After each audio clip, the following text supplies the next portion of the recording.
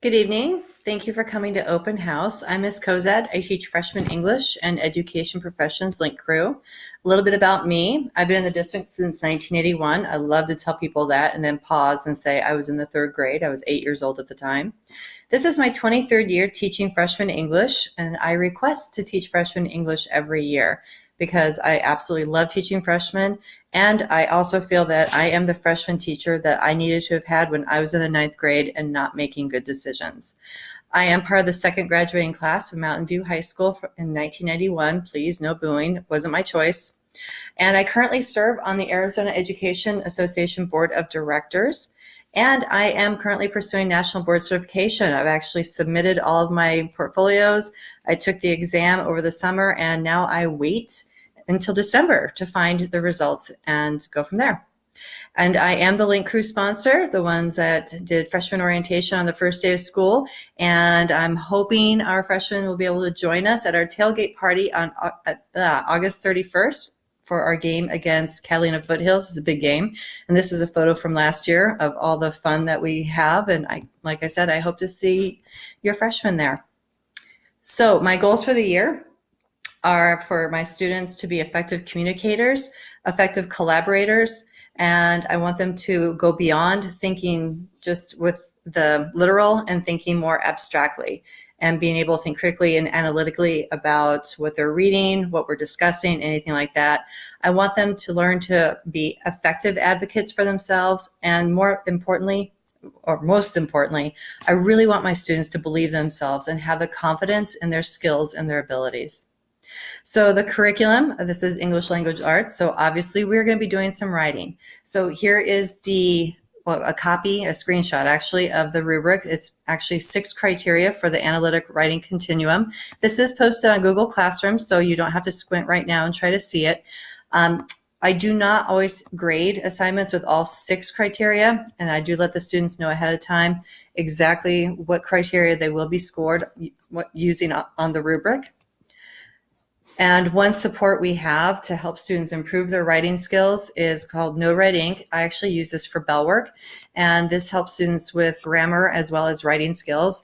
It is tailor-made for students. If they make a mistake, the program automatically remediates and gives additional support.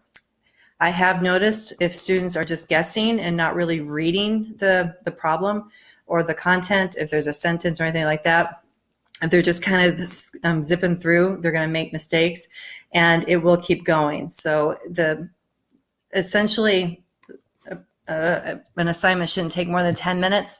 So if it is taking longer, my recommendation for students is to slow down and actually read and process whatever the question or prompt is and understand what they're expected to do. No Red Ink does have a lot of resources. It gives hints, it gives tutorials, and explanations of the content and the lessons. So I do expect students to utilize those opportunities if they are having difficulty. And as always, to come talk to me, and I'm more than happy to help. This is a screenshot of the novel we're going to be reading. One of the many reading assignments we'll be doing this year. And as you can see, it's The House on Mango Street, which is a novel by Sandra Cisneros, but it's in PDF format. And I do this electronically to teach students how to annotate. And so this text is actually on what's called Cami. CamiHQ.com is the website. It's also an extension on the Chromebooks. And it allows students to annotate directly on the text. So they can highlight, they can underline, they can add text, they can draw circles, draw boxes, draw arrows, anything like that, and color code. And it allows them to directly interact with the text. That is our expectation.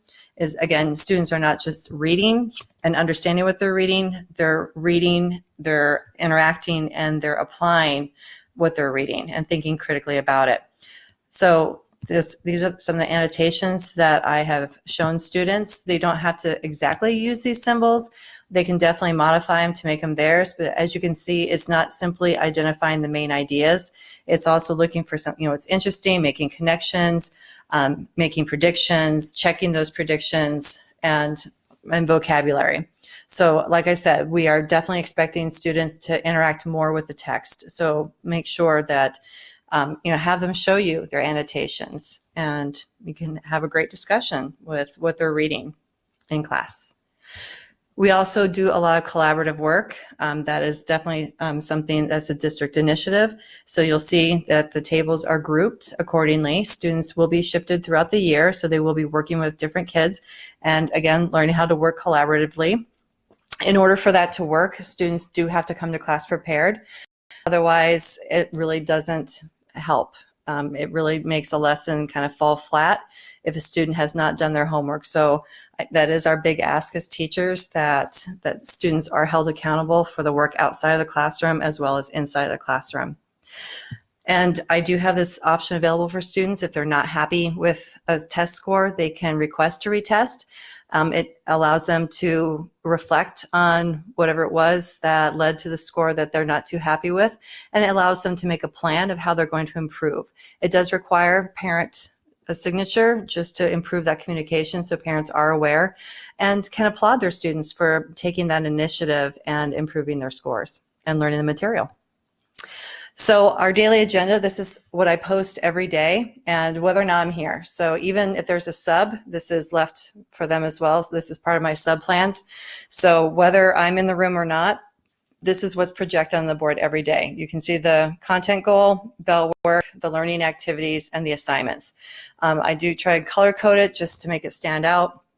But this is something that is consistent every day, each and every day. So students know exactly what's expected of them.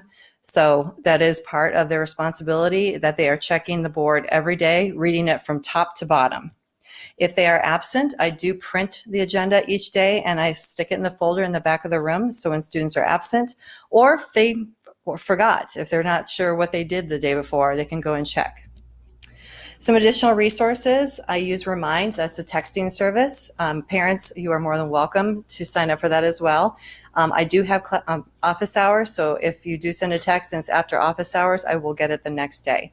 But I use a lot of these resources and so much more. I couldn't get them all to fit on the slide. But Google Classroom, if you gave me your email address on the parent survey, you should already have an invitation from me to join our Google Classroom. So please make sure that you go in and accept that invitation, and then you can check up on your students' work on Google Classroom. So how do you contact me? Well, you can text me through the Remind. Our phone is 616-6400. That's the main extension, and my extension is 5671.